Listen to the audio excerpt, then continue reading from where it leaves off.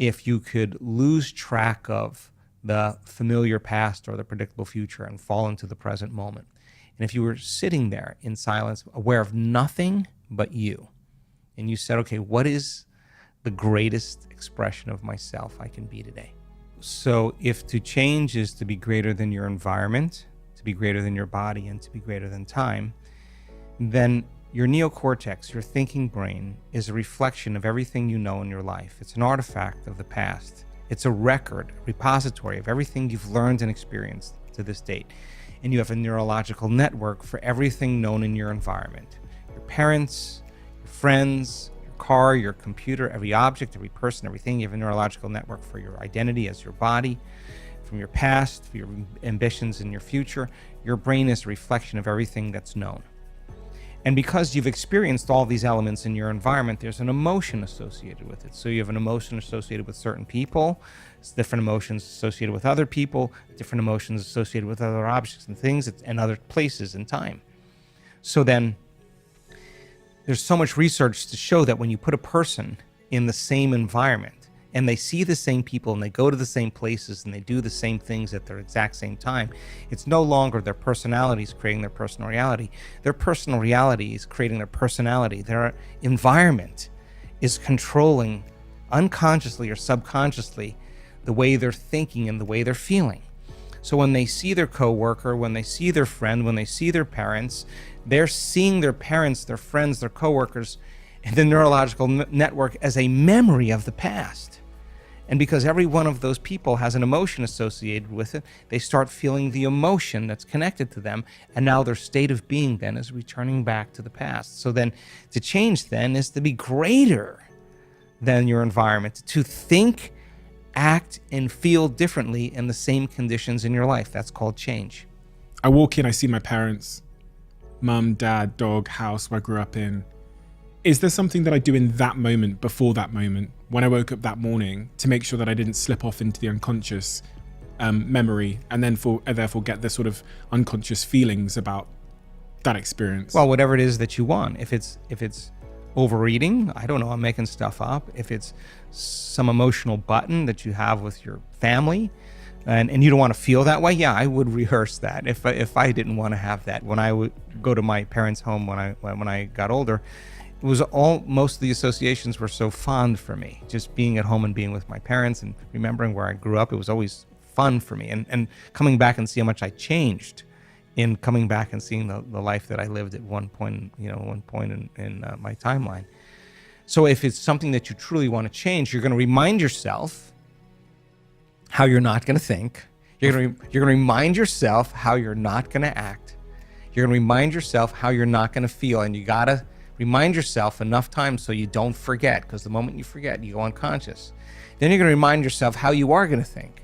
You're going to remind yourself what you're going to do and rehearse it in your mind. And you're going to remind yourself what feeling you want to stay in the entire time so you don't default back to the old self. If you practice that, I guarantee you'll make some progress. If you lose it, nothing wrong. Tomorrow's another day. You got another chance, and we just get really good at whatever we practice.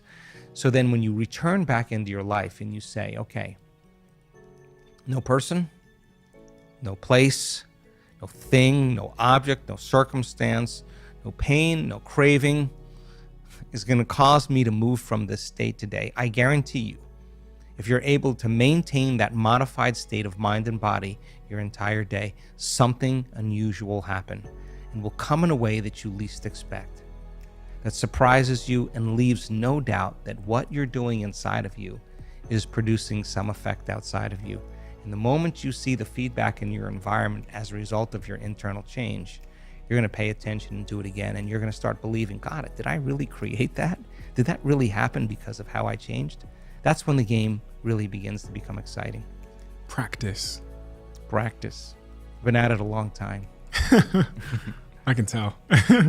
Practice. Yeah. People hear that, they go, Joe, how long? How much practice? You know, are you talking about I've got to do this for 3, 4, 5 years, or, you know, and that practice, what does that look like practically for someone like me who hears everything you've just said and wants to make changes in key areas of my life? Okay, so There's two times when the door to the subconscious mind opens up. When you wake up in the morning, because your brain waves are going from delta to theta to alpha to beta. And when you go to bed at night, you go from beta to alpha to theta to delta. And you slip through that scale pretty quickly in the morning and the evening. But your brain waves start to change during those times. And one of the features, one of the important elements of meditation is to get beyond the analytical mind.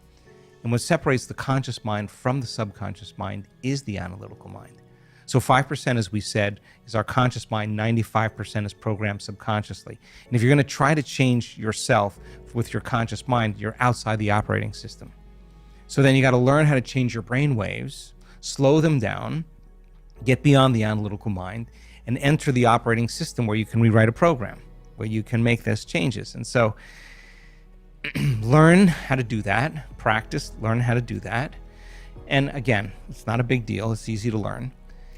And then once you can slow your brain waves down and you're more suggestible to what you're thinking, now you can reprogram. You can't do it with your conscious mind. You can say, I'm healthy, I'm wealthy, I'm wealthy, I'm unlimited, I'm happy, I'm whole, and your body's saying, no, you're not, dude. You're miserable.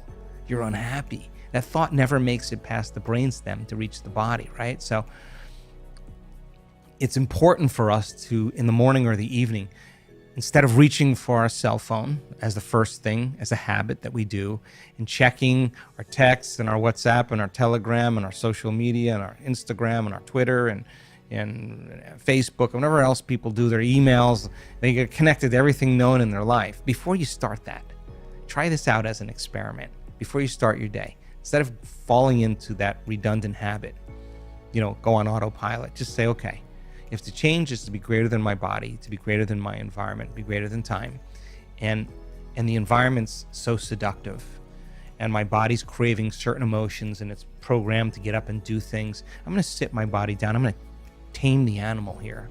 And when I'm ready to get up, we're going to get up, not when it's tired or when it wants to go.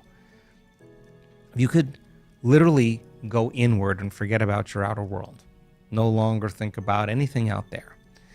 If you could lose track of the familiar past or the predictable future and fall into the present moment. And if you were sitting there in silence, aware of nothing but you, and you said, okay, what is the greatest expression of myself I can be today?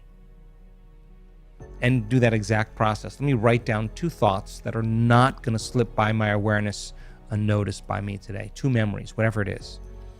What are 2 behaviors I want to change today? Let me stay conscious of them and not go unconscious to them today. Even if it means how I speak.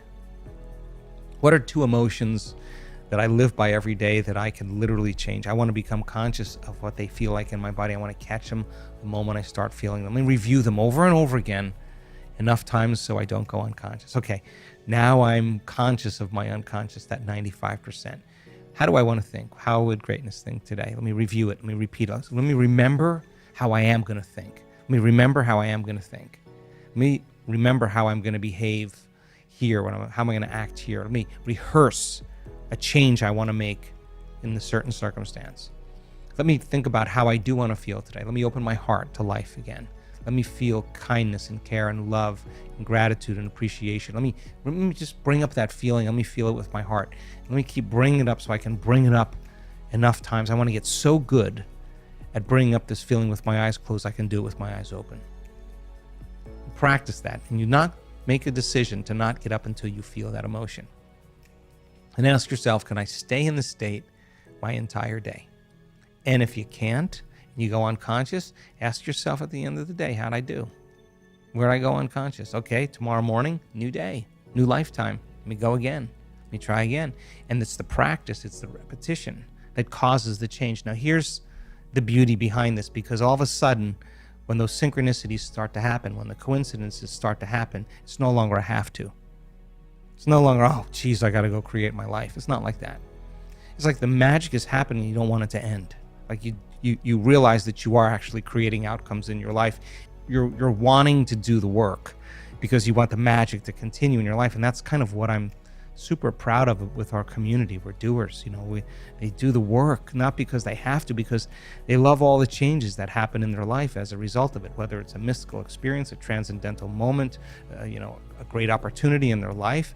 they're like, wow, I somehow had a hand in creating this. And so the excitement of life, the adventure of life, the unknown becomes the quest. I got to admit, I'm one of those people that wakes up in the morning and then just gets dragged off out of the bed by my phone and notifications and off into my day, totally unconscious.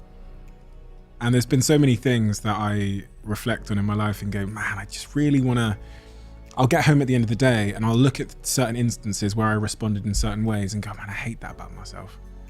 And I really want to change that. And it happens again the next day. And I come home and I think, man, I hate that about myself and I really want to change that. And it happens the next day. And it's been happening for 2 years. When you're ready to change that, you will. When it becomes boring and it becomes predictable. I don't want to have to wait for a crisis or, because...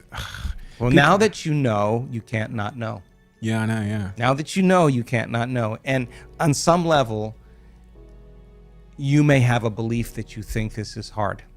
Yeah, I do. Yeah. Because I've struggled with it. Yeah. And it's just like you learning snowboarding and never taking a lesson, right? It's going to be it's going to be tenuous. It's going to be challenging. It's going to be difficult.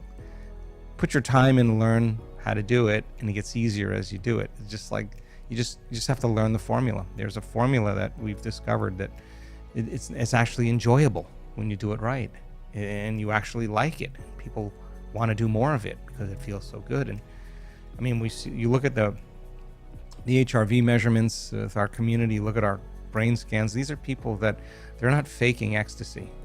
They're not faking it. Their brain is at such a level of arousal. And the arousal is not pain. The arousal is not fear. The arousal is not aggression or anger. The arousal is ecstasy. The brain is going in this heightened state. They're making a connection to something really big. And that feels really good. And when they realize that they've hit something really big and it's not coming from anyone or anything outside of them, they stop looking for it out there and they realize it's been within them the whole time. I think so many people want so many things in their life, but what we really want is wholeness. Because when you have wholeness, you can't want. How could you want when you're whole? You only want when you're in lack. When there's brain and heart coherence, there's a level of wholeness that takes place where a person is no longer interested in separation or lack. They feel like they have everything they want. That's a great place to be in. And we've discovered that the more relaxed you are in your heart, the more awake you are in your brain. It's relaxed in the heart and awake in the brain. And we teach that. People actually can get good at doing that.